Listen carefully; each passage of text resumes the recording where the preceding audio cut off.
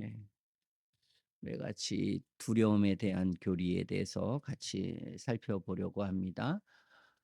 성경은 이 세상에 있는 사람들, 보통 구원받지 못한 사람들을 이 가지고 있는 두려움을 우리가 이제 에, 무서운 두려움이라고도 할 수 있고, 또는 하나님을 두려워하지 않는다 이렇게 말하기도 합니다.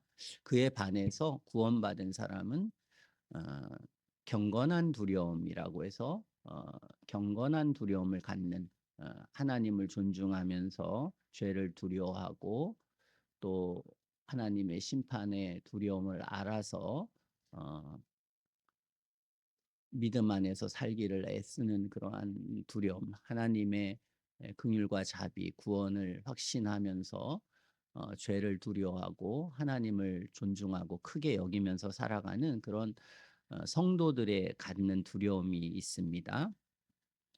그런가 하면 이 둘 사이, 어떤 사람이 참된 성도가 되기 전에 하나님이 주시는 두려움이 있습니다.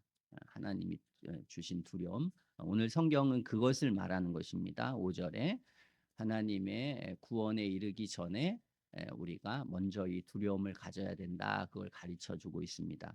그래서 하나님은 우리에게 구원의 역사를, 우리가 구원받게 하실 때 그걸 회심이라고 하는데, 그때 우리 마음속에 먼저 두려움이 생기게 하고, 그 다음에 하나님의 사랑을 우리가 깨닫게 한다. 이것이 이제 성경이 가르쳐 주는 바입니다. 그 본문을 그대로 펴놓고 우리 로마서 8장, 우리가 이전에 이미 다 살펴본 거라서요. 로마서 8장 15절을 한번 보겠습니다.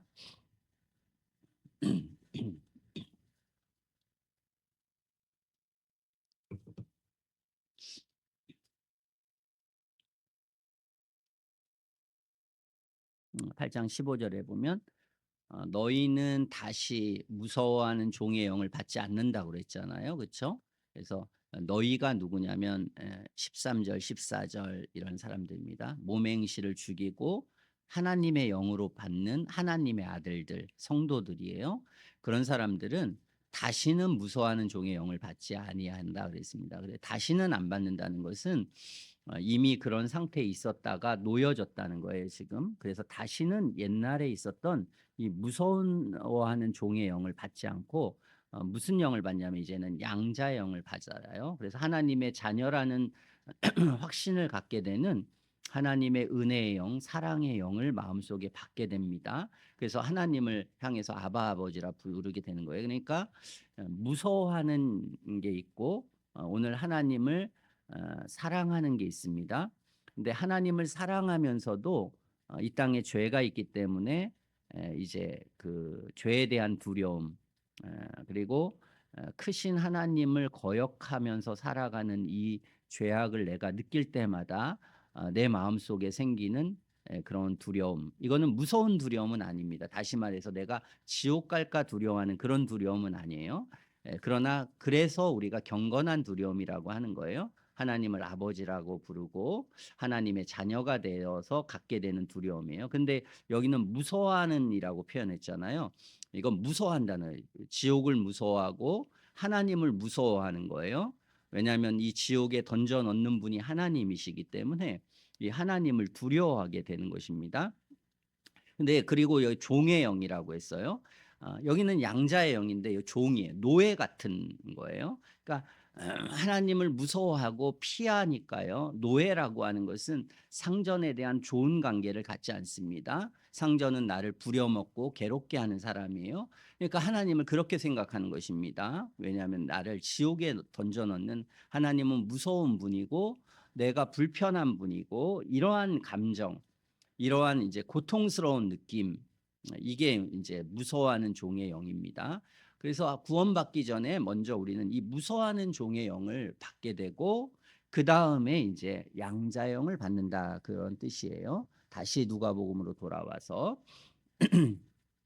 5절에 보니까 여기에 그 어, 두려움, 두려워하라 이렇게 이제 말씀하시는 이 두려움은 오늘 거기서 말했던 그런 그 이 불신자들을 향한 두려움이고, 또 어떤 사람이냐면 여기에 대상은요. 12장 1 절이 말하는 이 바리새인들.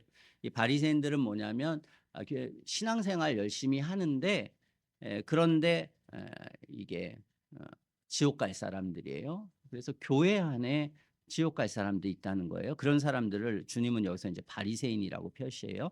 그래서 그런 사람들, 그러니까 불신자들과 또한 교회 안에 있으면서 형식적으로 신앙생활하는 사람들은 뭘 해야 된다? 두려워해야 된다는 거예요. 이렇게 두려워해야 된다. 그러면서 어 6 절에 보면 참새 다섯이 있는데요.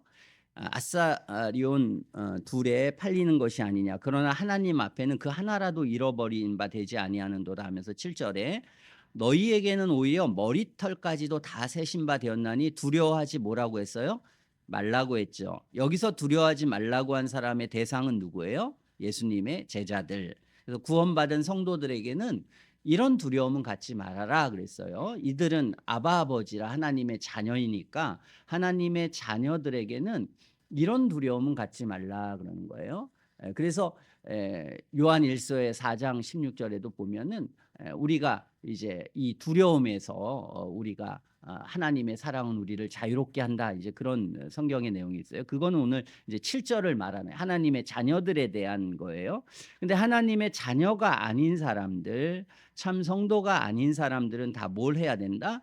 두려워해야 된다는 거예요. 이 두려워해야 된다.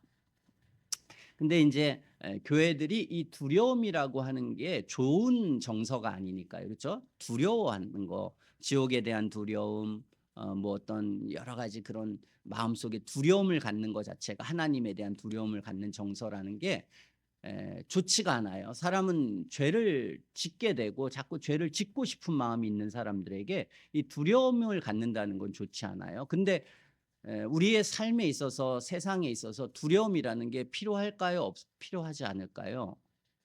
만약에 사람들이 아무것도 안 두려워해요. 어떤 사람이 그럴까요? 살인하는 사람들, 뭐 간음하는 사람들, 뭐 못된 짓 하는 사람들, 남에게 폭행하고 사기치고 이런 사람들은 두려움이 있을까요? 없을까요? 없죠. 그렇죠? 부모에게 막 욕을 한단 말이에요. 함부로 막 해요. 형제들끼리 뭐 그냥 막 싸우고 뭐 별의별 짓을 다 해요. 그 두려움이라는 게 없어서 그런 거잖아요. 그렇죠? 그러니까 우리의 삶에 두려움이라는 요소가 필요해요, 안 필요해요? 필요한 거예요, 원래는. 이 사회를 유지하고 삶을 유지하기 위해서는 사람에게 두려움이 필요해요. 사람이 천사 같으면 두려움이 필요 없어요. 다 천사다, 세상이. 그럼 두려움이 필요가 없어요.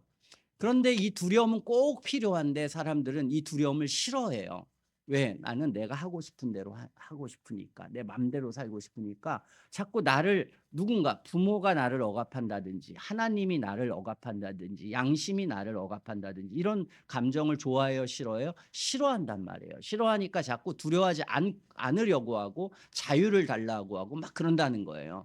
그러니까 인간의 세상이 엉망이 되고 전쟁이 끊임없고 싸움이 있는 이유는 인간에게 이 두려움이란 요소를 다 버려서 그런 거예요. 그러니까 두려움이라는 것은 사람이 싫어하는 것이지만 그러나 두려움을 가져야 돼요. 근데 이 두려움이라고 하는 것을 적게 가져도 되는 사람이 있어요. 누구? 하나님을 사랑하고 거룩하게 살려고 애쓰는 사람들에게 이 두려움이 굳이 필요가 없어요. 그러나 마음대로 살려고 하는 사람들, 죄악을 많이 범하는 사람들 뭐가 필요해요? 이 두려움이 필요하다는 거예요. 그러니까 교회 안에서 변화되지 않은 사람들 또는 이제 불신 가운데 살아가는 사람의 정서 속에는 뭐가 필요해요? 이 두려움이 필요해요. 그런데 사람들이 이 두려움이 싫어서 교회가 두려움을 버려버리면 어떻게 될까요? 교회는 완전히 그냥 세상이 돼버리는 거예요. 왜냐하면 성경은 예수님께서 우리에게 두려워라고 하는 거예요. 그러나 많은 신학자들이나 많은 거짓된 교사들은 이 두려움이란 정서를 버려버렸어요. 그냥 왜 두려워해? 그냥 감사하고 기뻐해야지. 이렇게 이제 두려움을 버려버리면은 어떻게 돼요? 거기는 그냥 세상이 돼버리는 거예요. 자, 오늘 주님은 우리에게 두려워하라고 그랬어요. 그러므로 이 두려움이라는 것을 우리가 산출하기 위해서 노력해야 된다는 거예요. 내가 두려움을 가져야 된다는 겁니다. 선하게 되는 사람은 두려움이 있는 사람이에요. 마음속에 두려움이 없어. 아무것도 안 두려워. 그래서 대통령 되고 높은 자리에 가면 안 두렵다잖아요. 그러니까 정말 못된 짓 하잖아요. 나쁜 짓 하잖아요. 정말 무서운 짓을 많이 한단 말이에요. 생각보다는 아무것도 가지지 못한 사람들, 그리고 되게 뭐 힘들게 사는 사람들, 이런 사람들은 생각보다는 그 죄가 그렇게 크지 않아요. 그러나 가진 게 많은 사람들이 오히려 죄가 많아요. 알지 못하는 천국에 가보면은 그런 죄가 훨씬 더 많습니다. 그러니까 뭔가를 많이 가졌다는 게 굳이 그렇게 좋은 것도 아니에요. 예, 오히려 안 가진 게 죄를 덜 범할 수 있는 방식 중에 하나이기도 해요. 많은 권한과 많은 돈이 있으면 자유도 많기 때문에 참 자기를 지키기가 더 어렵다는 것을 우리는 생각해야 하는 것입니다. 자, 성경은 이게 정이고 이게 바른 거야. 먼저 뭐 해야 돼? 두려워해야 돼. 무서워해야 돼. 뭐를? 하나님을, 죄를 무서워해야 돼. 그리고 천국과 지옥을 두려워하고 무서워해야 돼. 이게 정당한 건데, 정당한 것이고 바른 것이고 올바른 것이지만, 그러나 이 얘기를 싫어해요. 사람들은 그냥 그 자체로 나는 뭐 이렇게 자꾸 두려움이고 뭐고 천국과 지옥이고 무슨 내세고 뭐 하나님을 두려워하고 뭐 이런 철학이 아편이야. 이 종교는 사람의 아편이야라고 잘못된 생각을 하는 거예요. 그게 없다는 것은 사람이 에, 그냥 짐승과 같은 수준으로 격화되는 거다. 이렇게 생각해야 하는 것입니다. 두려움이 필요한 것입니다. 모든 사람은 두려움이 필요해요. 자기에게 독불장군이 아닙니다. 자기 맘대로 살아서 되는 게 아니에요. 자식들이 부모를 안 두려워하고 또 사람들이 뭐 경찰을 안 두려워하고 모든 걸 안 두려워해. 두려움이 없어. 이 사람이 성경에 의하면 악인이에요. 다른 사람이 악인이 아니라 성경 그런 사람을 악인이라고 그렇게 부르는 것입니다. 그러므로 우리는 두려워해야 되는데 그냥 두려워해서 안 되고요.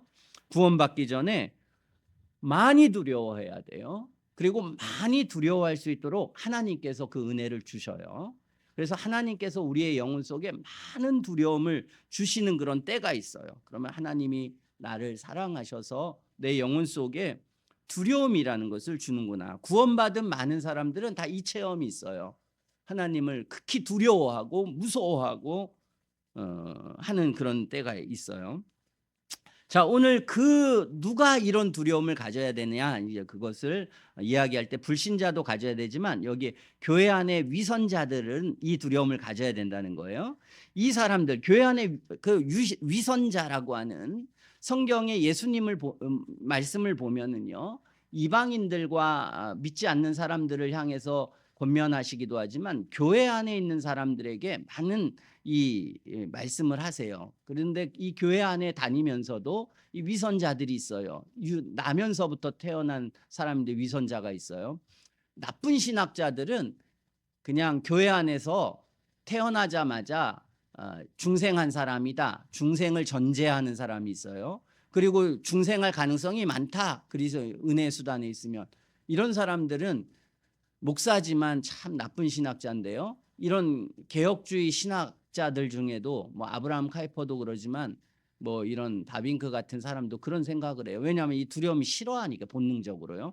그러니까 그런 얘기를 하면 오늘 성경의 말씀과 완전히 벗어나는 거예요. 왜? 성경은 이 사람들로 말하면 정말 태어나면서부터 그리스도인이에요. 그리고 1대 그리스도인도 아니야. 우리는 뭐 기껏 해봐야 3대 4대인데요. 여기는 막 50대가 그리스도인들이야. 여기는요. 모두가 그냥 그리스도인들의 그 세상 속에서 살았단 말이에요. 근데 그런 사람들이 위선자였단 말이에요. 이게 무섭다. 이게 하나님의 진리를 듣지만 교회 안에 많은 위선자들이 있다는 거예요. 그러니까 그것을 오늘 이야기하는 거예요. 그 대상이 누가복음 11장 37절부터 나와요. 37절. 자, 이 대상이 누구냐 여기에요. 이 바리새인이에요. 바리새인 하면은 그냥 신앙생활 좀 열심히 하는 사람에 속해요. 그러니까 이게 신앙생활을 열심히 한다고 해서 그 사람이 선하고 착한 하나님의 사람과는 관련이 없을 수 있다는 거예요. 그 사람이 그럴 수 있다. 오늘 신앙생활은 열심히 하는데 더 악하고 더 못된 인간이 될 수도 있다는 거예요. 참 이게 두려운 말씀이잖아요. 그렇죠? 옳은 게 뭔지 안다고 해서 옳은 사람은 아니잖아요. 그렇죠? 뭐가 옳고 그른 것을 내가 잘 이해하고 있고 잘 깨닫고 있다고 옳은 사람이 아니에요. 그냥 듣기만 하고 머리만 좋아서 이렇게 한 거예요. 그런데 내 삶에 그걸 안 적용시켰어. 삶은 변화되지 않고 그럴 수가 있어요, 인간은. 그러니까 선한 말하고 좋은 말하고 착한 척하지만 그러나 그 내면과 삶은 전혀 다른 삶을 살 수도 있다는 거예요. 이게 인간이란 이게 점점점 못돼지는데 교회 안에 그런 사람이 많다는 거예요. 그런 사람이 많다. 그런 사람이 왜 그런 사람이 많냐? 이 변화가 없었다는 거예요. 진정한 무서움이 있었던 적이 없었다는 거예요.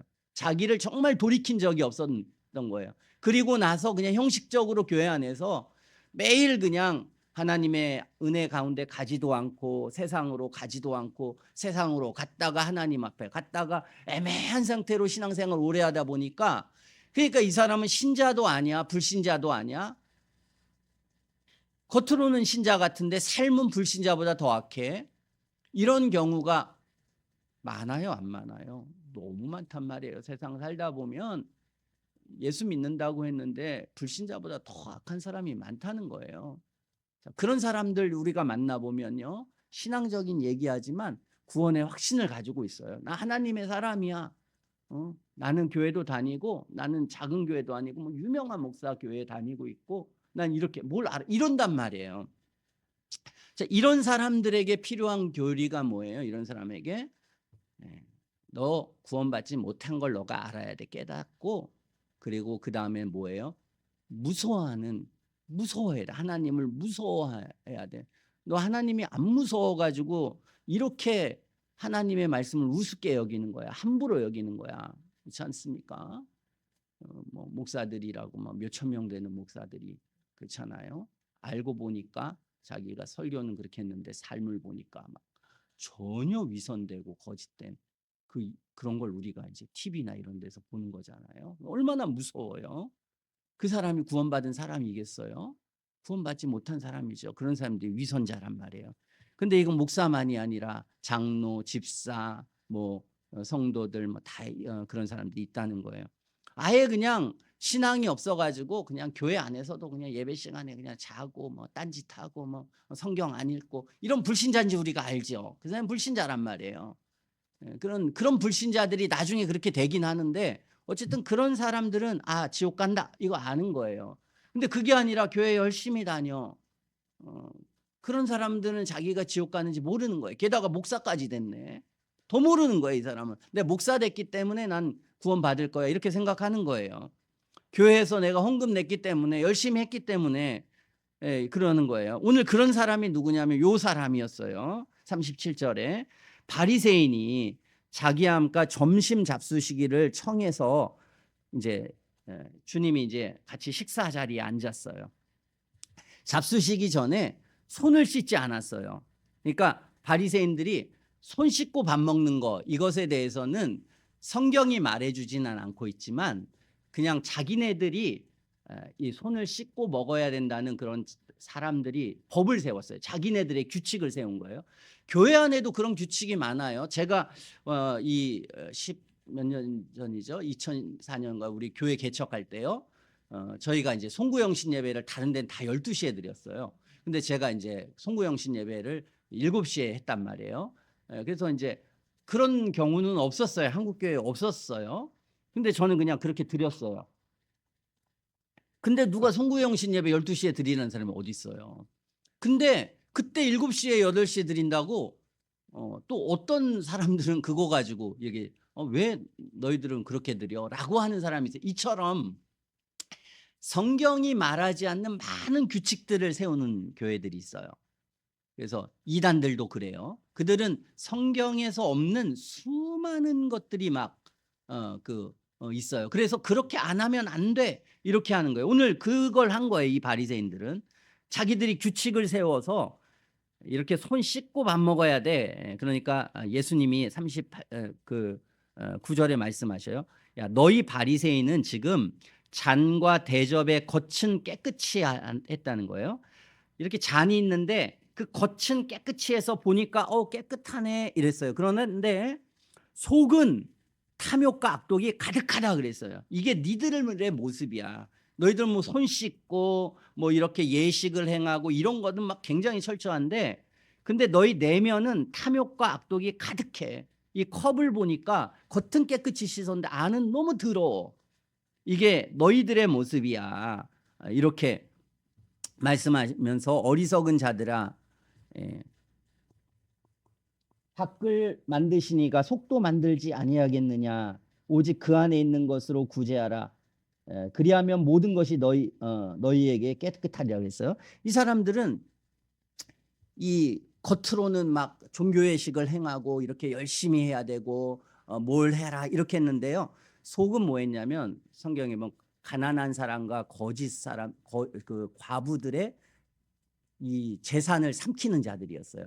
그들의 욕망은 탐욕과 욕망이 가득해 가지고요. 종교행위 열심히 하고 그래서 이 교회에 성도들을 위해서 목회자가 존재하잖아요. 그렇죠?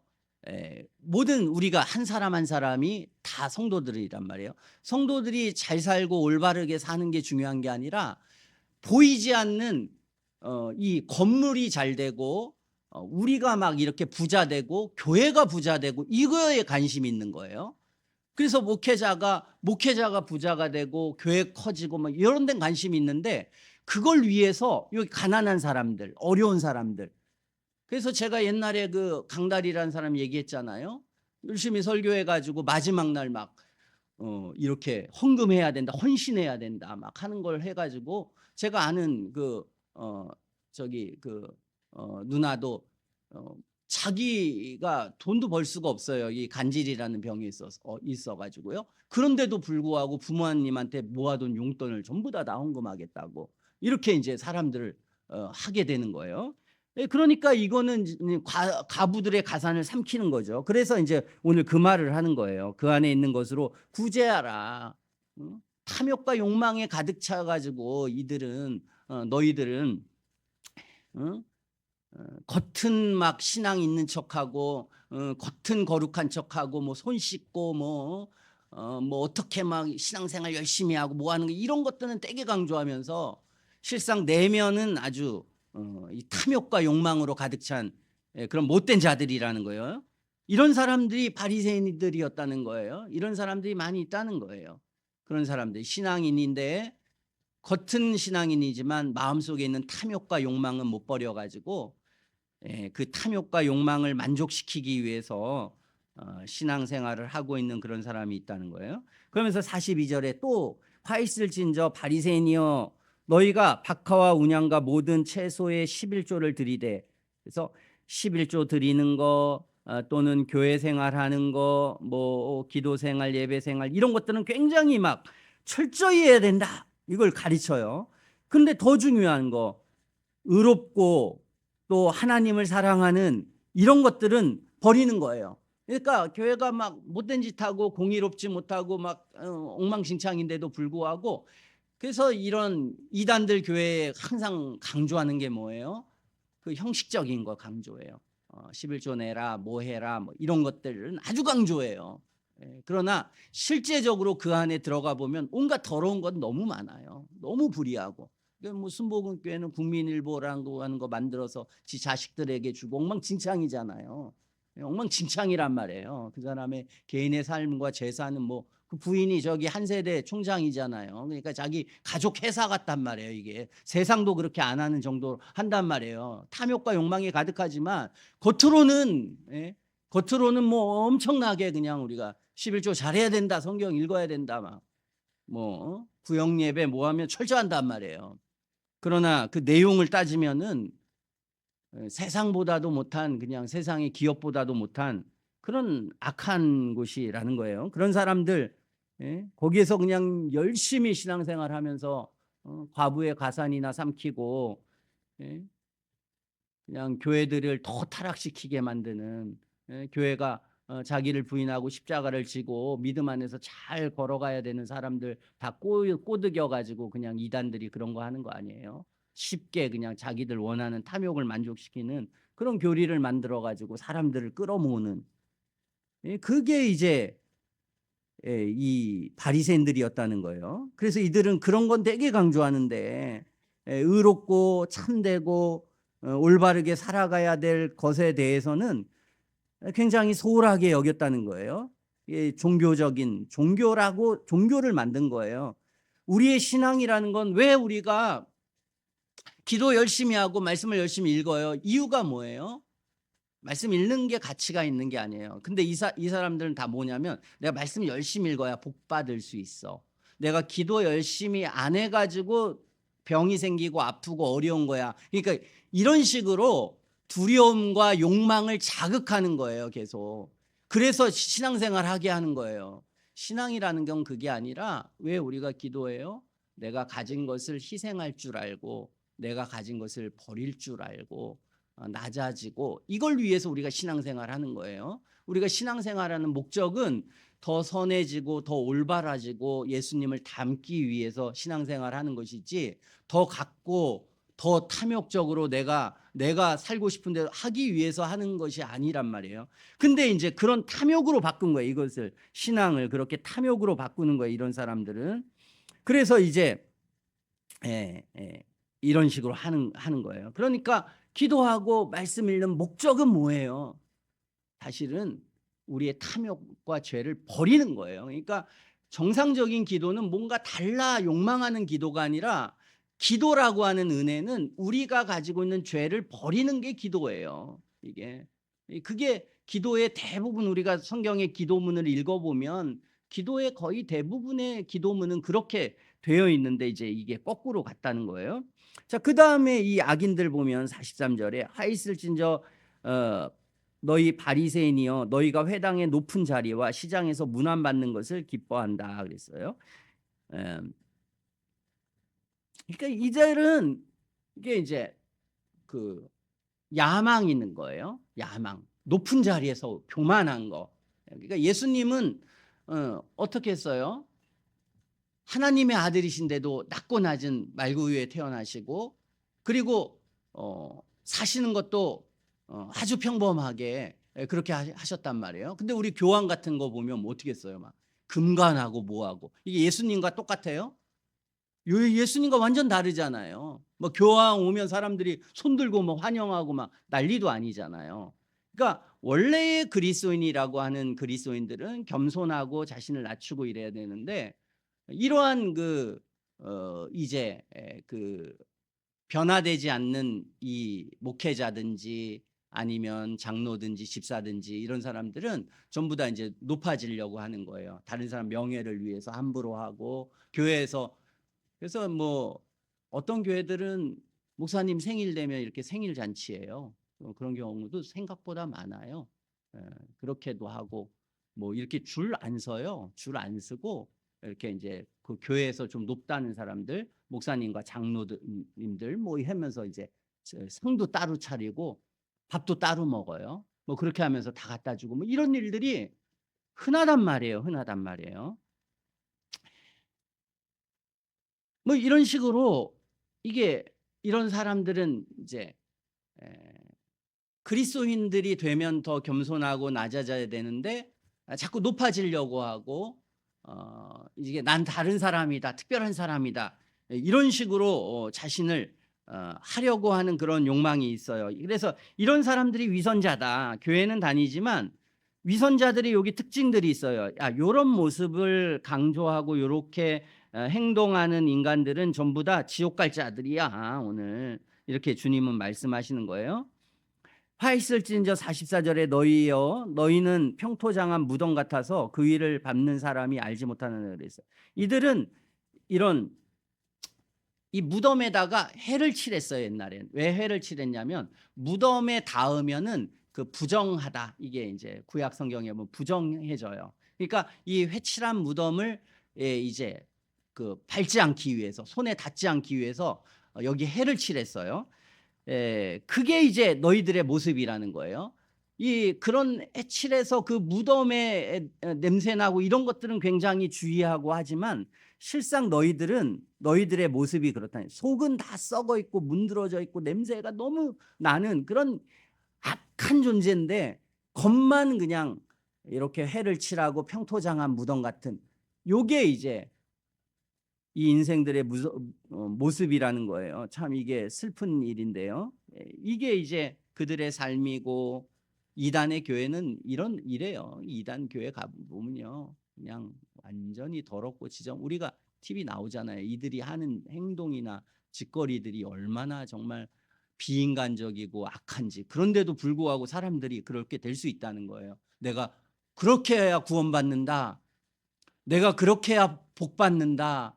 뭐 이런 것으로 사람을 이제 뭐 어떻게 해서든지 그것만 배우는 거예요. 이 사람들의 관심은 성경을 잘 읽고 성경대로 사는 데 관심 있는 게 아니라 어떻게 해야 사람을 모을까? 어떻게 해야 사람이 기쁠까? 이것만 맨날 연구하는 거예요, 연구를.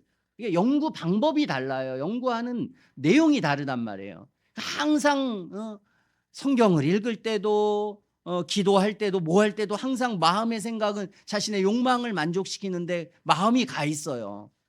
그러니까 이제 사람을 모으는 도사들인 거예요. 그런 사람들은 사람을 어떻게 모으는지에 대해서 저는 이제 설교학이라는 게 별로 이제 그렇게 좋다고 생각을 안 해가지고 이제 되게 부정적으로 봤어요. 그러니까 설교학이라는 게 이렇게 제 생각은 너무 외면만 꾸미는 거다. 그냥 진리를 열심히 알게 되면 그 진리가 나오는 자연스러운 그 내용이 있는 것이지. 이렇게 하면서 거의 뭐 설교를 어떻게 해야 된다든지 뭐 눈을 봐야 된다 뭐 한다든지 뭐 수많은 게 있지만 그냥 저는 그냥 모든 걸 무시했어요. 무시하면서 했는데 이제 왜 무시했냐면 이제 그런 위험성이에요. 근데 완전히 무시할 건 아니죠, 당연히.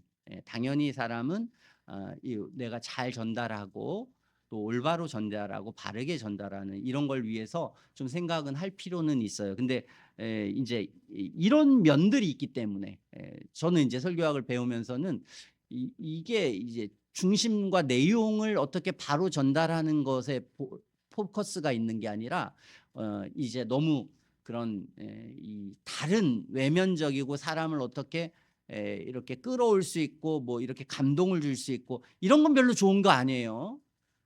왜 감동을 줘야 돼요? 왜 여러분들에게 이 뭔가 성경에 감동 감화가 있어야 돼요? 그게 중요한 게 아니라 우리는 뭐 감동이 있든 감화가 있든 뭐 다 중요한 게 아니에요. 우리가 중요한 건 뭐예요? 성경이 말씀하는 하나님의 말씀 그대로를 우리가 다 이해하고 아는 게 중요해요. 그걸 그대로 우리가 다 깨닫는 게 중요해요. 이게 목표예요. 우리가 오늘 설교의 목표고 우리가 이 예배를 드리는 목표는 단 한 가지, 하나님의 말씀을 있는 그대로 잘 알려고 하는 것이 우리의 최종적인 목표란 말이에요. 그런데 어쨌든 이러한 곳은 썩어 있어요. 그 안은 문드러져 있어요. 썩어 문드러져 있어요. 사람들의 마음과 정신과 이게 순수할 수가 없어요. 왜냐하면 하도 더러운 것들을 많이 보고 온갖 지저분한 걸 다 보니까요. 마음이 다 상해 있어요. 전부 다. 그리고 전부 다 진리를 잘 믿지 않아요. 잘 안 믿어요. 왜냐하면 다 썩어 있으니까. 이게 이제 이런 상태가 됐다는 거예요. 이게 이제 바리새인들의 모습이라는 거예요. 그러면서 다 그냥 이들은 이게 신앙생활이야. 뭐 이단들이 그럴 거 아니에요. 다 이래. 어디 뭐 그러지 않은 교회가 어디 있어? 다 성도들 다 그런데 뭐 다 그런 거 아니야? 다 그런 거야. 신앙생활이라는 것은 사람 어차피 안 변해. 이런 걸 이제 하나의 진리로 만드는 거예요. 근데 예수님은 오늘 그렇게 말씀하시지 않아요. 예수님은 그렇지 않다. 교회 안에 바리새인들이고 이렇게 율법사들이고 이런 사람들이 많다 지금. 그러나 이런 사람들은 신앙인들이 아니니까 이런 사람들은 하나님 기회를 줄게. 기회는 뭐겠어요? 교회 안에 이런 사람들이 많이 있어요. 어떻게 해야 될까요? 내가 위선자요 외식자라고 하면 느끼면 어떻게 해야 돼요? 그 다음에 어떻게 해야 될까요? 위선자가 안 되는 방법 뭐 이게 올바르고 저게 올바르고 이거 몰라서 그렇게 되는 게 아니잖아요. 그렇죠? 이들에게 부족한 게 뭐예요? 이들에게 부족한 거 회심하지 않은 거예요. 구원받지 못한 거 이걸 아는 거예요. 그러니까 청교도들이 그 많은 책을 쓴 거예요. 청교도들이 그 많은 책을 쓰면서 이들의 관심은 교회 안의 위선자들이 참 성도가 돼야 된다. 그러기 위해서 이 수많은 책들을 쓴 거예요. 그러나 이제 현대의 오늘날의 교회는 그런 게 거의 없어요. 그냥 교회 오면 전부 다 구원받은 거야. 그러니까 뭔가 진리가 훼손된 거예요. 진리가 훼손됐어. 크게 훼손했어. 그럼 왜 훼손했어요? 그거는 이제 사람들을 기쁘게 하려고, 사람을 모으기 위해서 그냥 사람들은 그런 식으로 했어요. 그런데 오늘 주님은 그런 사람들에게 아니다. 너희들은 위선자야. 위선자는 위선자로서 자기를 알아야 돼. 지옥 갈 거라니까. 정신 차려야 돼. 아직 기회 있어. 주님이 이제 그걸 말씀하시는 거예요. 45절에 한 율법사가요. 율법사는 이제 바리새인보다도 더 이제 높은 사람이에요. 이 사람은 오늘날로 말하면 그야말로 이제 목사, 신학자 뭐 이런 사람들. 예수께 대답하여 선생님 이렇게 말씀하시니 우리까지 모욕하심이냐. 바리새인을 그렇게 말하니까 자기가 모욕당한다고 느꼈어요. 자기가 이런 사람이 아니라고 여겨지면 굳이 왜 모욕당한다는 느낌을 받겠어요? 괜찮을 거예요. 또는 이런 사람이 많으니 참된 내가 사람으로 사람들을 변화시켜야 되겠다라고 하는 것을 실제적으로 삶에서 많이 느껴서 그렇게 하려고 애를 쓰는 사람이면 이게 모욕으로 느껴질까요? 그렇게 느껴지지 않겠죠. 그런데 이게 모욕으로 느껴진 거예요. 이 사람들이 거짓된 신앙을 가지고 거짓된 관념을 가진 거예요. 이 바리새인들은 그랬던 거예요. 이런 엉망진창이지만 그냥 그래도 내가 이런 교회 다니고 내가 이렇게 11조도 하고 열심히 하니 나 그리스도인이라 난 하나님의 사람이야. 내 삶과 무관하게 이러면서 이제 그들은 생각하니까 화가 난 거예요. 지금 왜 우리를 모욕하냐. 내가 지금 하루 이틀 내가 교회 다닌 거 아니고 하나님을 위해서 얼마나 많은 헌신을 했는데 이렇게 하면서 그걸 헌신했다고 생각하는 거예요. 헌신이 아니에요. 자기 욕망과 욕심을 위해서 한 거지 하나님을 위해서 한 게 아니거든요. 사실은 46절에 화 있을진저 또 너희 율법사요. 이 율법사의 또 다른 특징이 하나 있어요. 자기 어려운 짐을 사람에게 지워요. 그래서 자기도 지기 어려운 거를 막 이 성도들이나 사람들에게 막 이 사람 배우는 사람들에 지어요. 그래서 자기도 안 져요. 자기는 그냥 이렇게 막 사람들한테 이렇게도 헌금해. 그리고 삶에 이렇게 헌신해야 돼. 이렇게 열심히 해야 돼. 이렇게 하면서 너 전도해야 돼. 이러면서 율법사는 전도 안 하는 거예요. 율법사는 그냥 딴짓하고 하고 싶은 거 하고 사람들에게는 그냥 막 희생하게 하고 어려운 일하고 힘들게 막 해요. 그리고는 자기는 여기 보면 한 손가락도 뭐라고 했어요? 이 짐에 되지 않는다. 자기는 하나도 안 돼요. 저도 제가 원칙이 있어요. 여러분들을 목회하면서요. 제가 먼저 하지 않으면 여러분한테 안 시킨다. 이게 이제 제 원칙이에요. 뭐 노방정도 한다 그러면 제가 먼저 할 거예요. 무조건. 제가 하고 같이 할 거예요. 뭐든지 같이 해야죠. 제가 안 하면서 여러분들한테 이렇게 해라 저렇게 하라 하면 이거는 이제 무서운 거예요. 왜냐하면 성경이 그렇게 말하고 있잖아요. 근데 이렇게 하는 거예요. 막 집안 꼴은 엉망진창이고 엉망진창인데 그냥 하나님께 희생해야 된다. 그래야 복 받아. 막 이렇게 사람들을 계속해서 그냥 강압하니까요. 이게 계속해서 억눌리는 거예요. 아 그렇게 안 해서 안 되는구나 해가지고 그리고 이제 뭐 적당하게 좋은 걸 주면서 이제 그렇게 막 하는 거예요. 근데 실상은 이게 그 사람들에게는 굉장히 부담이란 말이에요. 목회자 자신은 그렇게 또 안 해. 자신은 뭐 그런 헌신이 없고 자신은 그냥 자기 배부르고 자기 편하고 할 거 다 하면서 성도들은 막 그냥 모든 시간에 막 그냥 뭐 기도해 나와야 돼. 뭐 오전에 또 뭐 나와야 돼. 오후에는 뭐 해야 돼. 막 하면서 집안 꼴도 엉망이면서 그 자기는 그냥 자기 집안은 그냥 안정되게 뭐 할 거 다 하면서 뭐 이렇게 한단 말이에요. 요게 특징이라는 거예요. 이 율법사들은 왜 그렇게 하겠어요? 위선자들이니까 이렇게 한다는 거예요. 그러면서 47절에 화 있을진저 너희는 선지자들의 무덤을 쌓는도다. 선지자들의 무덤을 쌓아요. 저희를 죽인 자도 너희 조상들이로다 그랬어요. 이들은 이 조상들을 자랑했어요. 자기는 난 아브라함의 자손이다. 난 훌륭한 다윗의 자손이다. 막 이렇게 했어요. 그러나 이 다윗이나 아브라함이나 또 예레미야나 이사야 선지자들을 누가 핍박했어요? 이 위선자들, 자기 종족들이 핍박했어요. 너희들은 그 핍박하고 죽인 그들에 해당된다. 너희들은 뭐 그런 위대한 신앙인들을 말하고 뭐 훌륭한 신앙인들 말하지만 뭐 그런 정통이다. 자기는 뭐 나는 무슨 훌륭한 누구 뭐 이렇게 말하지만 실상 그들은 이제 실상 그들을 핍박하고 죽인 사람들에 해당된다. 이렇게 이제 말하면서 52절에 화 있을진저 너희 율법사여 너희가 지식의 열쇠를 가져가고 너희도 들어가지 않고 또 들어가고자 하는 자도 막았느니라 그랬어요. 이게 무서운 거죠. 그들은 선생된 자리에 앉아서 사람들을 가르쳤어요. 그런데 가르쳐야 될 바른 진리를 안 가르쳤어요. 첫 번째는 그게 문제예요. 그럼 올바른 걸 가르치지 않고 거짓되게 가르쳤어요. 그러니까 천국에 갈 수 있어요, 없어요? 그러니까 자기 같은 바리새인들만 만드는 거예요. 그리고 두 번째로는 자기는 그렇게 행하지도 않으면서 가르쳤어요. 그러니까 그걸 모를까요? 사람들도 다 알지요. 그러니까 사람들도 이렇게 외식해도 난 구원받는구나. 이 두 가지를 준 거예요. 이런 거짓된 교훈과 안정감을 주어서 이중적인 죄를 지은 거예요. 자기도 지옥 가고 남도 지옥 가게 하는 그런 무서운 죄를 짓는 거예요. 그러니까 이 주님이 이 말씀을 마치고 나니까 53절에 예수님이 거기서 나오시니까 이 서기관과 바리새인들이 맹렬히 달라붙었어요. 주님께 달라붙어서 여러 가지 말로 막 나쁘게 질문하는 거예요. 이들이 막 화가 났어요.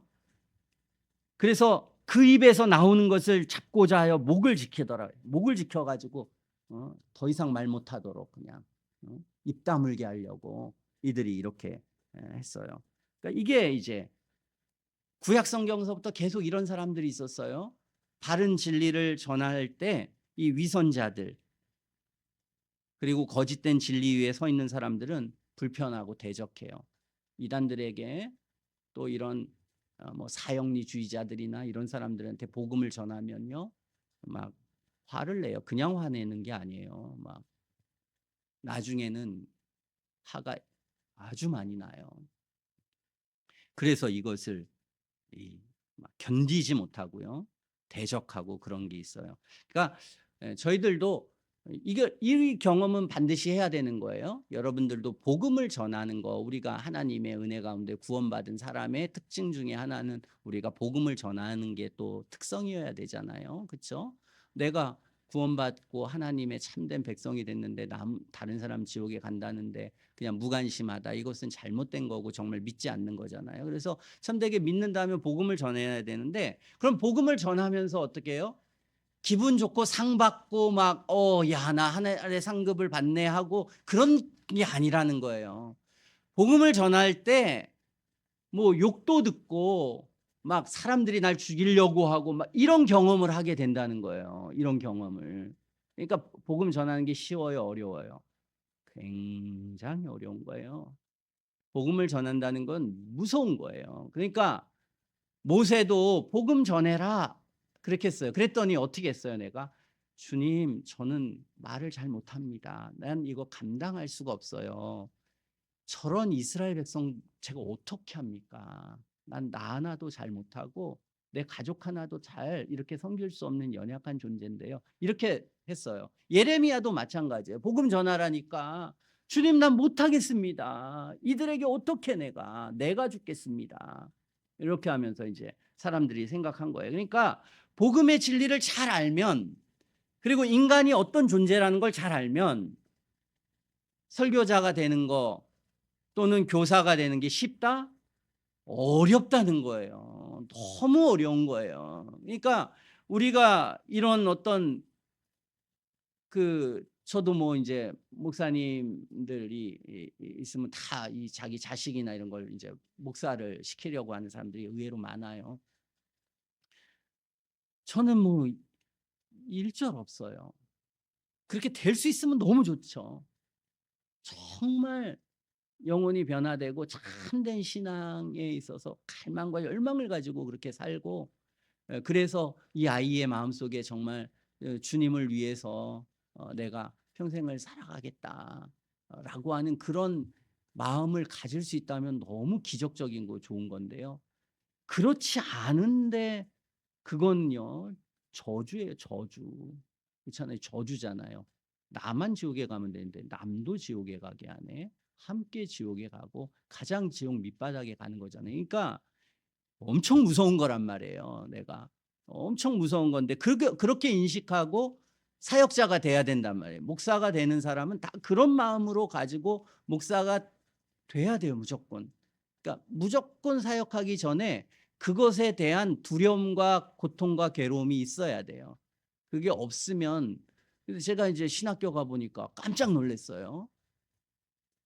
뭐 목표가 있는 거예요. 내가 책을 써야 되고 큰 교회를 해야 되고 뭐 이런 목적이 있는 거예요, 마음속에. 그 목적을 가지고 '내 세상에 성공해 보리라.' 이걸 가지고 목회를 시작한 사람들이 있는 거예요. 그런 걸 보고서는 '야 이거 참 바뀔 가능성이 있을까요?' 제가 보면 거의 제로에 가까워요. 그렇게 시작했는데 도중에 멈출 수 있을까요? 못 멈춰요. 힘든 겁니다. 그냥 내가 평신도 때 내 영혼을 변화시키는 것과 이중적 어려움이 있잖아요. 내가 이걸 변화되는 변화도 어려워.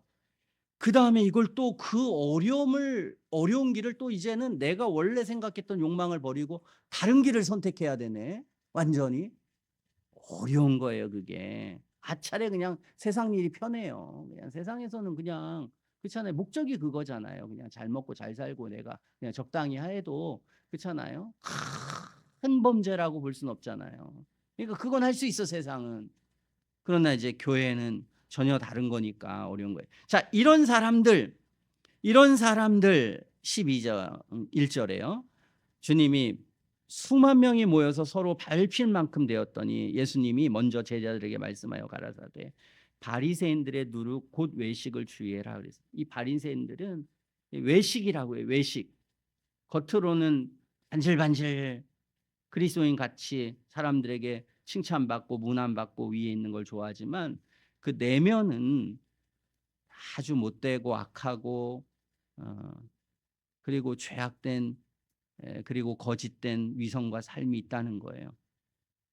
주님이 그렇게 말씀하시고는 2절에 자 감추인 것이 드러나지 않을 것이 없고 숨은 것이 알려지지 않을 것이 없나니 이러므로 너희가 어두운 데서 말한 모든 것이 광명한 데서 들리고 너희가 골방에서 귀에 대고 말하는 것이 지 위에서 전파되리라 해서 우리가 몰래 몰래 얘기하고 몰래 몰래 회의하고 몰래 우리의 욕망을 드러내. 그래서 저도 예전에 이제 큰 교회에서 목회자들이 이제 막 영혼을 위하고 막 그런 해요. 근데 이게 회의를 하는데 막 구역 예배하는데 구역 안 찼다고 막 목사들한테 뭐라고 하는 거예요. 혼내는 거예요. "왜 못 채워? 야 어떻게 해야 돼?" 그러니까 그런 걸 보고는 이제 깜짝 놀랐어요. 저는 그렇게 회의하지 않을 줄 알았어요. 그렇게 회의 안 하고 "야 어떻게 야 좀 신앙에 좀 없는 사람 누구야? 어떻게 우리가 신앙을 올바로 해야 되고." 뭐 이렇게 회의할 줄 알았어요. 근데 그게 회의가 그런 회의가 아니라 '사람을 어떻게 채울까? 어떻게 해야지 사람을 많이 모을까?' 뭐 여기에 관심이 있는 거예요. 그렇게 말한 것들이 다 드러나게 되는 거예요. 그러니까 마음에 생각하는 것도 두려운 거예요. 그러니까 마음에 어떤 생각을 해도 하나님 다 아시는 거예요. 그러니까 내 욕망도 버려야 되는 거예요. 내 욕망에서부터 올바르게 생각해. 겉으로 그렇게 행동하려면 그 겉으로 행동하는 것과 내 마음속에서 나오는 얘기가 일치가 될 수 있게 해야 돼요. 그게 사람들이 보기에 '아유 목사가 저 따위야.' 저런 말을 함부로 하는 게 나아요 그게. 그래도 그게 낫지 속으로는 전혀 딴 생각을 하고 말로는 아무리 나를 감춘다고 해도 세상적으로는 괜찮지만 우리가 그렇게 하면 안 돼요. 왜? 하나님은 다 아시기 때문에. 골방에서 말해도 주님은 듣고요. 우리 마음속에서 생각하는 것까지 주님은 아셔요. 그게 더 중요해. 겉으로 그렇게 위선되게 외식되게 하는 것은, 그것은 남을 속이는 거고 자기도 속이는 거고 둘 다 지옥에 가는 거야 라고 그렇게 했어요. 그러니까 이런 사람들이 많다 교회에. 오늘 여러분들도 성경 읽지 않고 이것도 하고 저것도 하라고 그랬잖아요. 성경도 읽지 않고 기도도 하지 않는 사람들이 나중에 이렇게 되는 거예요. 그리고 하나님의 말씀을 듣고도 변화되지 않는 사람이 나중에 이렇게 되는 거예요. 다 이렇게 그런 사람이 된 거예요. 진정한 회심이 없었던 사람들, 이런 삶을 살면서도 전혀 마음속에 두려움이 없는, 하나님을 두려워하지 않는, 죄를 두려워하지 않는, 심판을 두려워하지 않는 이 사람들이 이렇게 되는 거예요. 이 사람들에게 필요한 게 뭐예요? 오늘 주님은 필요한 게 있다 5절에 말씀했어요. 뭘 해라? 두려워해라. 하나님이 우스운 분이 아니다. 하나님은 사랑이시기도 하지만 하나님은 심판의 하나님이고 지옥을 만드신 하나님이에요. 하나님은 그 심판하시는 하나님이에요. 우리는 그것을 깨달아야 돼요. 하나님은 이 지옥을 만드신 두려우신 하나님이에요. 근데 그 사람 있잖아요. 얼마 전에 그 연대 교사, 이 사람들은 자꾸 지옥을 부정하려고 하잖아요. 하나님은 사랑이시고 좋은 분이다, 이것만 얘기하려고 하잖아요. 근데 예수님은 말씀하시잖아요. 아니야. 이 세상에 좋은 것만 있는 게 아니야. 즐거운 일만 있는 게 아니야. 이 세상엔 정말 끔찍한 악이 있고 끔찍한 죄도 있고 그리고 끔찍한 삶도 있고 영원한 죽음도 있어. 참 이 세상에도 그것도 끔찍한데 이거보다 훨씬 끔찍한 게 있는데 하나님은 우리가 이 땅에서 죽어서 갈 영원한 지옥의 형벌을 만드신 분이야. 지옥을 만드신 분이야. 하나님은 이 땅에서 범죄한 죄인들을 영원히 가두실 분이야. 우리를 가두시는 것, 그게 우리를 위해서 이 땅에 예수님을 보내주셔서 간절하게 호소해서 우리가 회개의 기회를 주신 하나님, 하나님이 우리를 위해서 십자가에서 자기 몸을 찢어서 피를 흘려서 강도도 회개할 때 구원해 주신 분이지만, 그러나 이런 외식자들, 이런 위선자들, 이 나쁜 인간들, 이런 사람들은 저 지옥에 아주 던져 넣어서 영원히 고통스럽게 만드실 그런 분이야. 오늘 우리가 그분을 알아야 된다, 성경은 우리에게 말하고 있습니다. 자, 그런 분을 몰라서 이렇게 한 거예요. 이 사람들은 그런 분이라는 걸 알았으면 이렇게 할까요? 하나님이 그런 분이라는 걸 몰랐기 때문에 이들은 마음대로 사는 거예요. 그러니까 지옥에 가는 거예요, 이런 사람들이. 그러니까 뭘 알아야 된다? 하나님이 그런 분이라는 걸 먼저 알아야 돼요. 하나님은 지옥을 만드신 분이에요. 하나님은 천국도 만드셨지만 하나님 자신이 지옥 만든 거예요. 받아들여야 돼요, 우리가. 이거 못 받아들이면, 왜 못 받아들여요? 자신이 그렇게 죄인이라고 안 느끼고, 자신이 그렇게 악하다고, 세상이 악하다고 안 느끼는 거예요. 그냥 좋은 게 좋은 거고 난 천국 갈 거고 그리고 난 그렇게 큰 죄인이 아니야, 이렇게 생각하니까 이런 사람들은 엉망으로 살고 지금 이렇게 살잖아요. 오늘 보면 얼마나 위선이고, 과부의 가산을 삼켜가지고 막 눈물이 있고 뭐 고통이 있고 아픔이 있고 막, 사람들은 그런데도 불구하고 자기는 떵떵거리면서 살면서 아무런 죄책감 없이 그냥 지옥에 가게 막 만들면서도 하잖아요. 그냥 그런 사람들이 한단 말이에요. 그런데도 불구하고 그런 사람들은 그냥 지옥 없어 이렇게 말한다는 거예요. 두려움이 없어서 그런 거예요. 그러니까 먼저 뭘 해야? 두려워해야 돼요. 여러분들도 다 두려움이 없는 사람들은 신앙 안에서 이렇게 엉망진창으로 사는 거예요. 결국 그렇게 살 거예요. 두려움이 없어서 그렇게 사는 거예요. 그러므로 우리가 참되게 영혼 안에 변화가 있으려면 하나님은 우리에게 뭘 가져라? 두려운 영. 아까 성령께서 무슨 영이라고 했어요? 무서워하는 종의 영. 이게 무서워하는 거야. 하나님을 무서워하는 거예요. 지금 무섭다, 죽겠다, 이렇게 죄 짓고 이대로 살면 난 지옥에 가, 이게 무서움이에요. 근데 종의 영이에요. 종의 영. 종은 뭐예요? 그냥 눌려 있어요. 계속 저 주인이 나를 누르고 있어. 자유를 안 주네. 그러니까 계속 여기에 난 지옥에 가. 어쩔 수 없어. 난 이 종의 상태에 있는 거야. 이 상태에서 괴로워하는 거예요. 언제까지 괴로워해요? 성령께서 양자의 영을 주실 때까지. 주님이 우리에게 야 이제 그만큼 회개했으면 됐어. 그만큼 죄를 깨달았으면 됐어. 자 하나님이 이제 너에게 사랑을 줄게 할 때까지 하는 거예요. 그렇죠? 언제까지 회개해야 돼? 아유 이 정도 기도했으면 됐지. 악인들이 그러는 거예요. 악인들이 막 이렇게 하고 그냥 왜 하나님이 사랑의 하나님인데 아직까지 나에게 은혜를 안 주고 하면서 그냥 할 대로 막 다 하고 멋대로 살면서 아니 하나님이 뭐 좀 기도하고 울부짖으면 뭐 자기한테 뭐 당연히 뭐 용서해 주시고 지 한 짓거리는 생각 안 하고 지 짓거리를 어떻게 하려고 뭐 그까짓 것 좀 했다고 그 짓거리가 다 없어져요. 인간이 못돼 가지고 그렇게 한다는 거예요. 안 된다. 우리가 할 것은 그냥 그렇잖아요. 판단하실 분은 하나님이니까 하나님께 내가 하나님이 자비와 긍휼을 내게 주실 때까지 우리는 이제 이 무서워하는 종의 영을 하나님이 달라고 기도하는 거예요. 우리는 회심하지 않은 상태로 교회에 다니는 것, 하나님을 거역하는 것, 이게 두려운 거라는 걸 알아야 돼요. 죄를 범하면서 살아가고 죄책감을 못 느끼는 것, 이게 무서운 거예요. 여러분 우리가 한덕수 총리가 23년형 받았잖아요. 23년 그 사람의 마음이 무너졌겠어요? 안 무너졌겠어요? 무너졌죠. 너무 고통스러울 거 23년 미쳤어 이거. 이 판사 미쳤네 지금. 이 생각 안 하겠어요? 나 지금 평생을 나 총리로 살아왔어 평생을. 내가 나라를 위해서 내가 이렇게 평생을 살아왔는데 내가 계엄한 거 아니야. 저 미친 인간이 하니까 내가 만약에 계엄을 반대했다고 생각해봐. 그럼 나 아마 사형당할 수도 있어. 저 인간 성격 보면. 내가 거기에 사형당할까 내 가족도 생각하고 모두 생각하고 내가 거기에서 이제 선택한 거잖아요. 선택해서 야 그래도 저 인간 하는 짓거리 보면 계엄 성공할 것 같아. 그러니까 내가 그 편에 서야지라고 하는 순간의 선택이었어요. 그 사람의 순간의 선택이에요. 여러분 중에 그 사람보다 더 정말 올바르게 일생 살 사람이 있을까요? 총리까지 될 만한 사람이 여기 누가 있어요?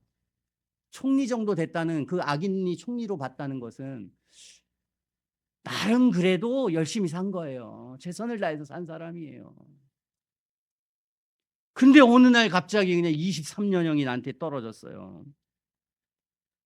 이 판사는 생각했어요. 야, 저 못된 것. 야, 그 높은 자리에 있으면 해야지. 만약에 성공했다 봐. 응, 얼마나 많은 사람이 죽고 얼마나 큰일이 발생한. 그거 다 예측 못했어? 다 생각했어야지. 판사는 그렇게 판단한 거예요. 네가 범한 거 작은 게 아니야. 총리 되지 말았어야지. 23년형 되고요. 댓글에 보면 그 판사 잘했다고 막 그냥 막 엄청 그래요. 그러니까 죄를 지은 사람과 판단하는 사람의 감정이 완전 달라요. 완전 달라도 너무 다른 거예요. 이게 저나 여러분의 삶이에요. 나는 죄 없다고 느끼는 거예요. 근데 부모님은 자꾸 뭐라고 하네. 저 사람은 나한테 뭐라고 해내. 사람들이 뭐라고 안 해도요. 인간은 자기의 죄를 모르는 거예요. 윤석열은 뭐 지금까지 죄책감이 전혀 없잖아요. 장본인인데도 불구하고 죽은 사람 누구 있어? 아무것도 없지. 뭐 잘못했다고. 전두환 대통령도 그랬잖아요. 푸틴이 전쟁 일으키고 죄책감 하나라도 있을 것 같아요? 죄책감 없어요. 죄책감이 없습니다. 죄책감이 없다고 죄가 없는 게 아니에요. 죄책감만 없을 뿐이에요. 조주빈과 그 일당은 여성들을 협박해서 성착취 영상물을 제작하고 판매 유통했어요. 끔찍한 죄인데요. 그거 가지고 그냥 호랑방탕하게 살았어요. 조주빈 같은 사람들 아니면 그거보다 죄를 덜 짓지만 똑같은 정서 가진 사람이 세상에 깔려 있어요. 깔려 있어.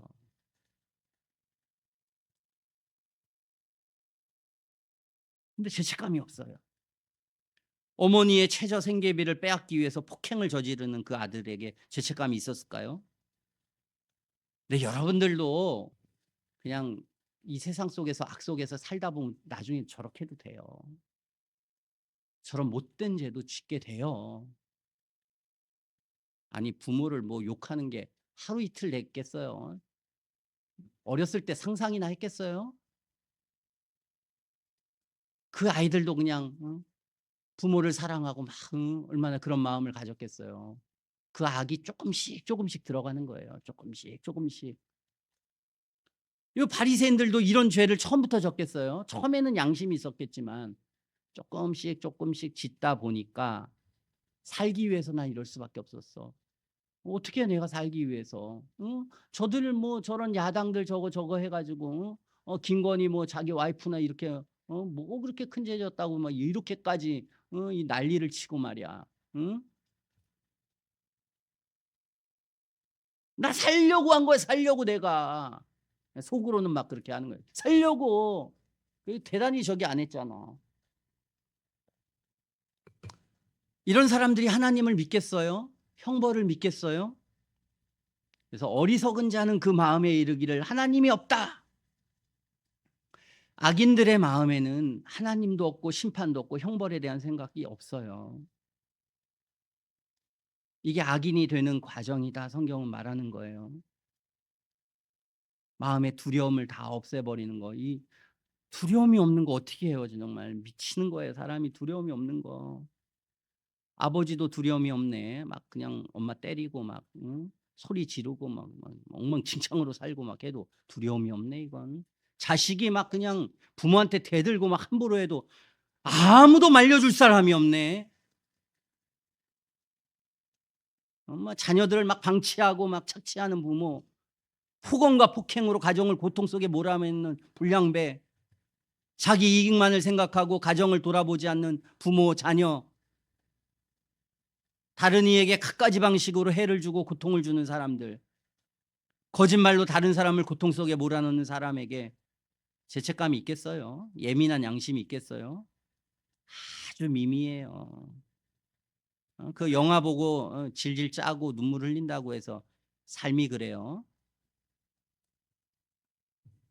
그런 것 때문에 괜히 착한 척하고 하는 거지 실제적인 삶은 털끝만도 미치지 못하면서 인간이 그런 존재인 거예요. 하나님을 없다 하고 양심과 내세를 부정하고 진화론을 주장하는 사람들은 죄책감이 없어요. 그들은 그러한 철학이 사람에게 가져다주는 무서운 결과에 대한 아무런 죄책감이 없어요. 신학자들, 목회자들이 얼마나 낫잖아요. 그 사람 지옥을 부정하고 예수님의 신성을 부정하고 칭의를 부정해도 죄책감이 없어요. 홈리와 비느하스는 하나님께 무서운 범죄를 계속해서 저질러 왔는데 죄책감이 없어요. 죄책감이. 이게 인간의 특징이에요. 내가 한 행위를 내가 모르는 거. 그래서 우리가 나중에 심판대에 가면 죽어서요. 깜짝 안 놀랄 사람은 아무도 없어요. 23년형의 심장이 멈추는 것 같은 그런 고뇌와 고통이 그 영혼 속에 있었던 것처럼 이 고통보다 훨씬 커요. 우리가 하나님의 심판 앞에 딱 섰을 때는요.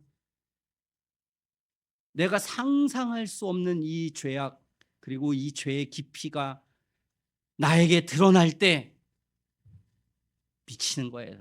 이때 사람은 미쳐버리는 거예요. 그러므로 내가 죄책감이 없다고 죄가 없는 게 아니에요. 오히려 죄가 많은 사람일수록 죄책감이 없어요. 못된 인간일수록 죄책감이 없어요. 오히려 죄를 적게 지은 사람이 죄책감으로 떨고 슬퍼하고 하나님의 앞에서 나와서 참회를 해요. 기도를 해요. 오늘 여기에 죄를 돌진 사람이 와서 기도를 더 많이 한다니까요. 여러분이 죄가 없어서 예배 시간에 졸아요? 여러분이 죄가 없어서 간절히 용서의 기도를 드리지 않아요? 여러분이 죄가 없어서 예수님의 구원의 은혜를 필요로 하지 않아요? 아니에요. 별로 죄를 크게 생각 안 하는 거예요. 내 죄가 별로 나쁘지 않아. 합리화하는 거예요. 그러나 중요한 것은 자기가 자기를 심판하는 심판자가 아니에요. 한덕수는 한덕수 자신을 자기가 심판하는 게 아니에요. 심판자는 하나님이에요. 하나님의 말씀을 통해서 자신을 판단하고 뭐가 바른지 그른지는 자기가 판단할 게 아니에요. 우리가 우리의 죄를 모르고 죄책감이 없다는 게 자랑스러운 거예요. 악하고 못된 죄악들을 모두 잊고 아무 일처럼도 없는 것처럼 살아가는 게 올바른 거예요. 조주빈이나 여러 불량자들과 같은 수많은 죄를 짓고 아무 일처럼 아무것도 없었던 것처럼 살아가는 게 이게 선이에요? 선 아니죠? 당연한 거예요. 회개해야 돼요. 어느 정도까지 회개해야 돼요, 사실은? 세상 종교는 뭐예요? 세상에 정말 순수한 종교는 삶을 완전히 바꿔 네 행위로 구원받아야 되니까 완전히 보속할 때까지 평생을 고뇌하고 괴로워하면서 하나하나 죄에 대해서 그렇게 해. 이게 사실은 양심이에요. 정상적인 양심이에요. 근데 주님은 거기까지 바라지도 않는다. 너희들은 너희 죄를 씻을 수도 없어. 못 씻어. 이미 범한 죄를 어떻게 씻겠어. 그러니 하나님 앞에 적어도 참회해야지. 내 죄를 깨닫고 슬퍼하고 괴로워해야지. 언제까지? 하나님이 용서를 선언할 때까지. 아니, 니까짓 게 뭔데 네가 네 자신을 용서해. 하나님이 선언해야 용서하는 거지. 근데 모든 거짓 선지자들은 그렇게 한 거예요. 하나님이 선언도 안 했는데 지가 선언해 버리네. 구원받았어. 이게 미치는 거예요, 이게. 주님은 우리가 하나님의 심판, 지옥의 고통을 생각하고 두려워하라고 했어요. 지옥을 만드신 하나님은 반드시 이 지옥에 들어가게 된다. 심판을 받는다. 이거 협박하는 것도 아니야. 마땅한 거야. 우리를 사랑하시는 예수님이 저희는 영원한 벌에 의인들은 영생에 들어가리라 그랬어요. 영원한 벌이라고 했어요. 잠시 잠깐의 벌이 아니다. 마태복음 25장 30절에 바깥 어두운 데서 내어 쫓으라. 거기서 슬피 울며 이를 갈미 있으리라 그랬어요. 이를 가는 거예요. 내가 오늘 이 예배가 여러분에게 다시 오지 않고 지옥에 갔다고 생각해 봐요. 얼마나 그 시간이 참 후회되고 얼마나 후회가 되겠어요. 베드로후서 3장 10절에 베드로는 주의 날이 도적같이 오리니 그날에는 하늘이 큰 소리로 떠나가고 체질이 뜨거운 불에 풀어지고 땅과 그 중에 있는 모든 일이 드러나리로다 그랬어요. 우리의 몸이 예, 뜨거운데 견딜 수 있게끔 이런 육체는 아니에요. 이런 육체면 뭐 바로 죽고 견딜 수가 없겠죠. 또 우리는 잘 알지 못하지만 지옥은 그런 곳이라고 주님 말씀하셨어요. 그리고 그거를 두려워하는 게 마땅한 것이고 올바른 것이에요. 죄와 형벌을 두려워하는 것은 필요하다고 주님 말씀하셔요.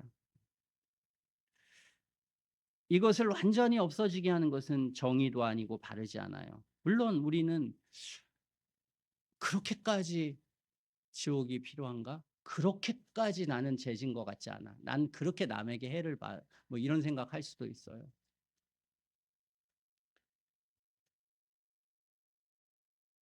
저도 그런 생각을 많이 해요. 주님은 우리가 죄가 뭔지 잘 몰라서 그렇다고 판단하셔요. 그건 우리 생각이에요. 저도 성경의 이 모든 진리를 다 이해하지 못해요. 충분히 알지 못해요. 그러나 우리를 사랑하시는 주님은 모든 인생에겐 두려움이 필요하다. 이게 진리예요. 그렇게 생각 안 하는 사람들 다 악인들이에요. 그건 진리예요. 근데 그것이 어느 정도 필요하고 어떤 형벌을 내리느냐 이것에 대해서는 저는 판단이 안 돼요. 왜냐하면 내가 죄인이고 내가 악인이기 때문에 이게 판단이 안 돼요. 23년 저는 좀 지나치다고 생각해요. 저 개인적으로요. 근데 제가 잘못될 수 있어요. 제가 잘 모르니까 그런 거예요, 사실은. 자세히 몰라요. 그냥 전혀 모르는데 그냥 딱 듣기만 하고 대충 보면은 저는 그렇게 느껴요.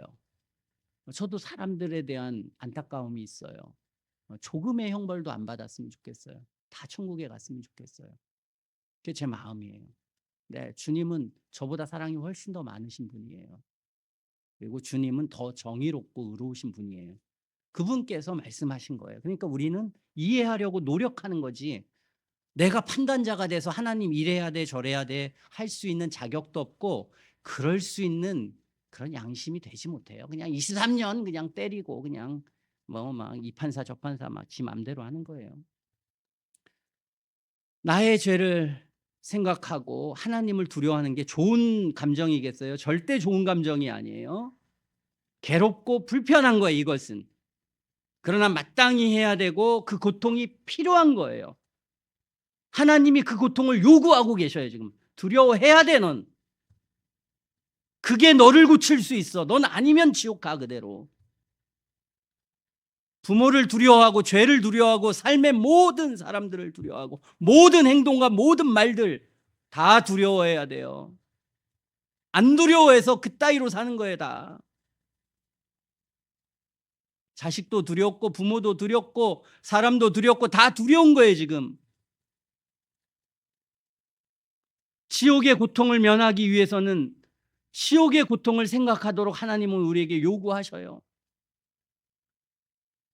죄와 세상이 주는 달콤한 유혹과 혹독한 시험들로부터 우리 자신을 지키게 되기 위해서도 죄 유혹에 빠져 겪게 되는 두려움에 대해서 생각하도록 주님 요구하시는 거예요. 그리고 그렇게 고통을 주시는 건 우리를 더 고통스럽게 하려고 하는 게 아니에요. 우리를 더 큰 고통으로부터 건져내게 하시려고 이 고통이 필요하다. 이것은 선한 고통이에요. 악한 고통이 절대 아니에요.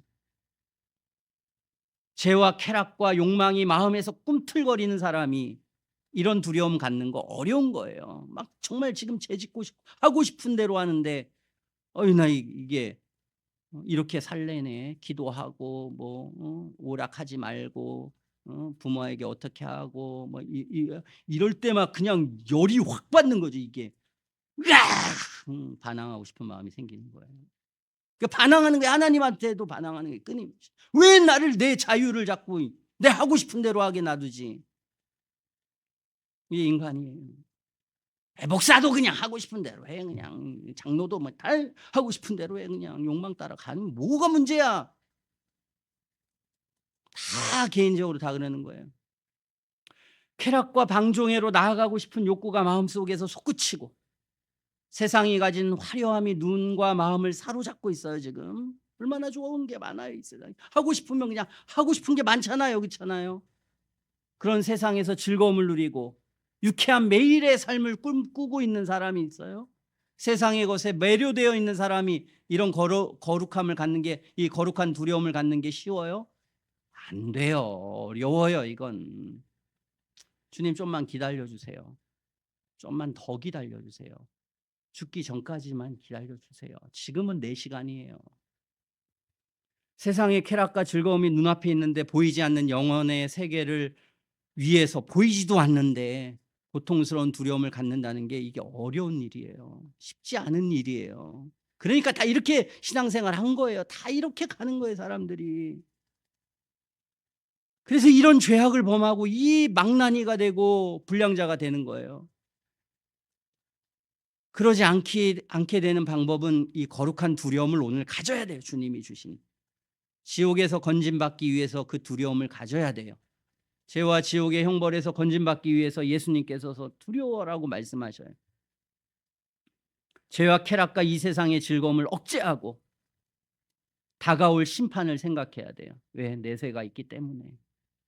그리고 이 내세는 이 세상에 존재했던 시간이 잠시의 시간으로 느껴질 만큼 긴 시간이라고 말해요.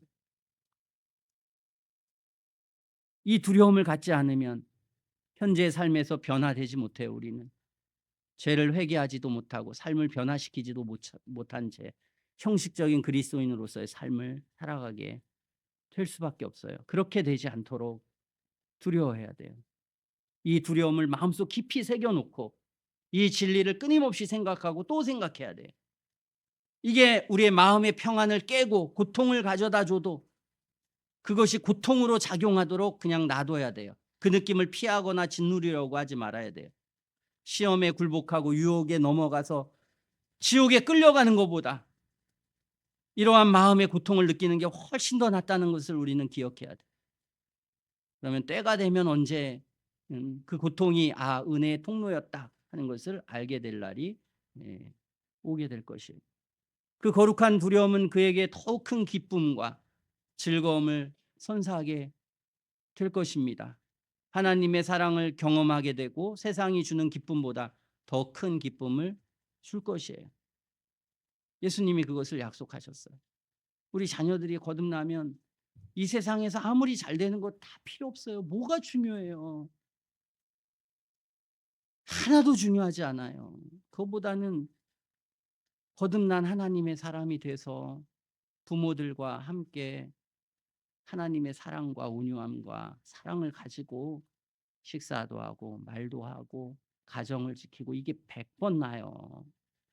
세상에서 성공 안 해도 돼요. 어렵게 살아도 돼요. 그러나 아무리 많은 걸 가져도 신앙이 없으면 그건 참 지옥 같은 거예요, 그 삶이. 그 거룩한 두려움은 솔로몬이 깨닫게 된 하나님의 지혜였습니다. 그 거룩한 두려움은 죄와 사단과 세상에서 우리를 지켜주는 큰 힘이요 능력이에요. 거룩한 두려움은 온갖 유혹과 시험에서 흔들림 없이 우리 자신을 지켜주는 은혜예요. 우리는 모두 하나님께서 주시는 이 거룩한 두려움의 영향력 아래서 머물기를 간절히 바라야 돼요. 그러면 하나님께서 이 거룩한 두려움을 가진 사람에게 언젠가는 이 양자의 영을 주셔요. 양자의 영을 받을 때까지 하나님의 용서와 사랑을 우리 영혼이 느낄 때까지 이 두려움을 가지고 계속 가서 주님이 그 은혜를 주시면 우리가 이 위선자가 안 될 수 있어요. 우리는 이 위선에서 벗어나서 참된 하나님의 사람들이 될 수 있어요. 우리가 의로워서 이렇게 되는 게 아니에요. 우리가 발라서 그렇게 할 수 있는 게 아니에요. 하나님의 은혜가 와야 돼요. 신자와 불신자는 죄가 똑같은 거예요. 더 많은 죄를 신자가 지은 경우도 많아요. 근데 뭐가 달랐던 거예요? 이 참회한 것. 하나님이 양자의 영을 주실 때까지 계속해서 이 두려움을 가지고 주님 앞에 깊이 참회한 거예요. 그런 사람들이 영혼이 변화되어서 참된 하나님의 사람이 된 거예요. 그때까지 우리가 성령께서 우리의 마음을 그렇게 역사하실 때까지 우리가 믿음 안에서 잘 걸어가야 하겠습니다. 그래서 이런 위선자가 되지 않도록 얼마나 두려워요. 얼마나 무서운 것이에요. 여러분들도 이 아이들의 회심 이야기 읽었을 거예요. 요 8세 애가 회심한 것들. 그렇죠? 8세에 회심했어요. 우리나라 나이로는 9살이에요. 9살인데 여기 보면요. 그 읽어보면 이 아이가 성령께서 역사하신 그 모습을 그대로 보이고 있어요. 마음의 상태나 삶의 변화나 14살 때 죽었더라고요. 보니까 죽을 때도 이 아이의 마음속에는 그냥 구원의 확신을 이렇게 간절히 바라고 이런 변화가 하나님 주신 은혜의 변화가 우리에게 어, 반드시 있을 수 있도록 그래서 우리 자신이 확신을 가지고 우리 모두가 그 구원의 확신을 가지고 마음의 감사함과 기쁨으로 하나님의 진리를 확신하고 그렇게 걸어갈 수 있도록 하는 첫 번째 과정은 우리가 이 두려움으로 우리의 마음과 정서와 삶이 가득 차서 이것으로 죄를 이기고 못 이겨요. 우리 스스로는 또 죄를 짓고 반복해요. 그러나 우리가 이 은혜가 주어질 때까지 우리가 간절히 구해야 돼요. 그래서 우리가 하나님 앞에 부르짖을 때까지 간절히 부르짖고 계속 부르짖어야 돼요. 그렇게 하나님이 부르짖게 만들 때가 와요. 하나님 내가 어떻게 해야 됩니까? 내가 어떻게 도저히 내가 지옥의 형벌이 안 느껴지는데 그때는 느껴져요. 내가 지옥 가도 마땅합니다. 이게 느껴져요. 그 느껴질 때까지 하나님 앞에 간절히 기도해요. 그렇게 간절히 내 마음속이 기도하는 그때가 오면 너무 감사한 거예요. 야, 이제 조금 있으면 하나님의 사랑의 음성이 들릴 때가 오겠구나. 하나님의 음성이 그렇게 들려와요. 그때까지 은혜를 다 구해서 확신 있는 하나님의 사람들이 모두 되어야 하겠습니다. 기도하겠습니다.